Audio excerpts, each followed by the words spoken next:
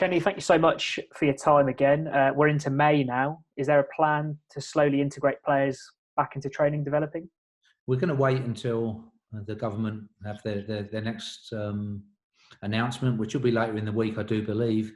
And we're all working off that as the football industry. There's been dates mooted as mid-May, as you say, or starting in June. But we've had no official word yet. And up to then anyway, it will certainly just continue to be individual training until we get the go-ahead to open it up to more group work.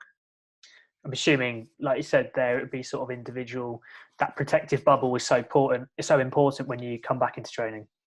Yes, it is. I think first off, they'll do it with small groups. I think training will be pretty easy anyway, because a lot of the work that you do is either technical or physical work, or at times tactical. You do limit in training the amount of contact that you do just to avoid injuries. So it's pretty easy to be creative in training and get good sessions out of it. The problems are going to come when you actually come to the games and the contact starts. And that's more of an issue. But as we are at the moment, the groups are, they're not allowed. And although they're happening in some countries, it does seem as if, and quite rightly, the Premier League are taking a lead in this. And I think we'll, as everybody in the AFL, will work off that. There still appears to be two distinct camps regarding finishing the season or not. Do you see a problem if you guys get the green light, but opposition teams are a bit reluctant to continue? Yeah, I mean, I can only speak from our club and my players, but we're all positive towards starting again and completing the season. But similarly, we have to all work off the powers that be. Particularly the government. They'll be working to protect the NHS to manage what their job is, which is obviously to manage the whole country and make sure that they show leadership. So we'll be working off them, but of course we'd all want to play and to complete the season or get working and get playing again is what we want. But common sense tells you it has to be done in a safe environment. Like you said there, Kenny, and in the past couple of chats that we've done, you're very positive about getting the season finished on the pitch. Do you feel the will of football is to get the season done on the pitch as well? I think what everybody wants is the same, is to get going again. There's no doubt about that. But every industry will be exactly the same. And there's a greater good here. There's a lot of good work been done in over a number of weeks, 6-7 weeks now, and people quite rightly saying there's no point throwing that all away. The experts, the scientists, the people that know, that they'll take the lead and they'll recommend, I'm sure. One season that is finished was the academy season, which was announced last week. How disappointing is that for the young players at the club? Yeah, it is, and obviously frustrating as they're trying to make their way into the game, but it's not necessarily a surprise either when you see that all standards of football have been affected, right the way up to internationals, where major tournaments have been put back, which is unheard of. So for the younger players, again, their time will come. They'll just have to keep themselves fit, keep ticking over, and as and when they're allowed back in and everything falls into place for them, they have to be ready. Some of your first team players have been keeping busy and making national headlines even for their work in the community. How proud of them are you? Yeah, very much so. In terms of all of those players in a certain age bracket, they're okay, I think, to be able to integrate with the community, and particularly the ones that do live local as well. And there's a high number of those, which is good for us. Pompey as a fan base has been very good to us. It's been fantastic to the club over a number of years, and anything we can do and put back will be, I think, small change really when you compare to how fantastic the fans are to us.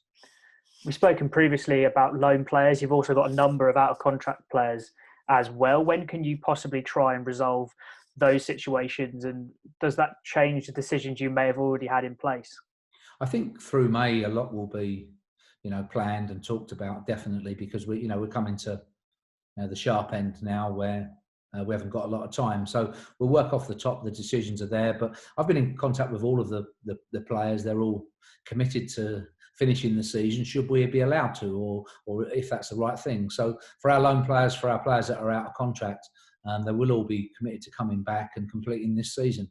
We'll have to wait and see, get a little bit more information for next year. But obviously, financially, the landscape is going to look different. We'd be lying if we said it wouldn't. It will for all of football, not just Portsmouth.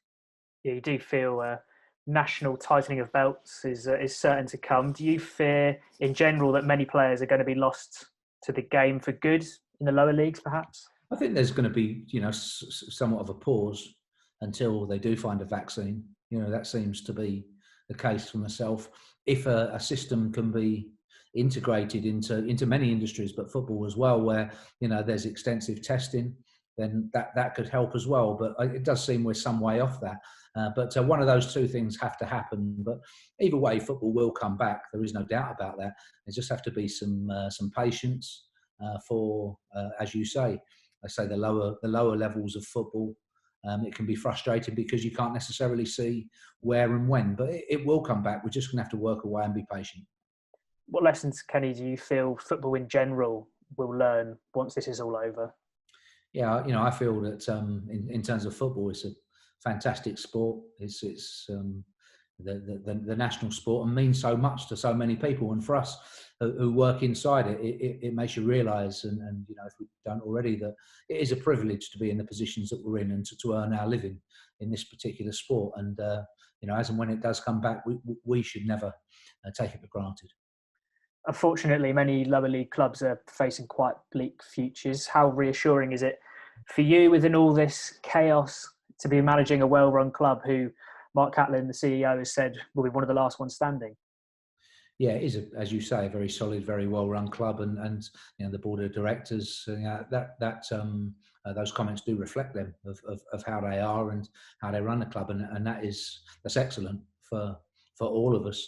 There is a wider picture to the game, and trying to keep as many clubs afloat as possible to keep the pyramid system, which is a fantastic pyramid system we have in this country, to try to keep that moving is really, really important. But as you say, for a lot of clubs it will be difficult if you're talking about no crowds until potentially 2021. That can be very difficult.